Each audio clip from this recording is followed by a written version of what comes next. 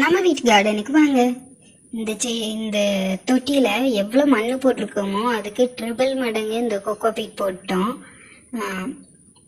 இது என்ன செடின்னு தெரிஞ்சால் கமெண்ட்டில் சொல்லுங்கள். கீழெல்லாம் இலை பழுக்க ஆரம்பிச்சிட்டு, சரி இதுக்கு சத்து பத்தலை போல் அப்படின்ட்டு இன்றைக்கி வெளியே போயிருக்கையில் கொஞ்சம் கொழிஞ்சி பறிச்சுட்டு வந்தேன். அதை போடலாமேன்ட்டு.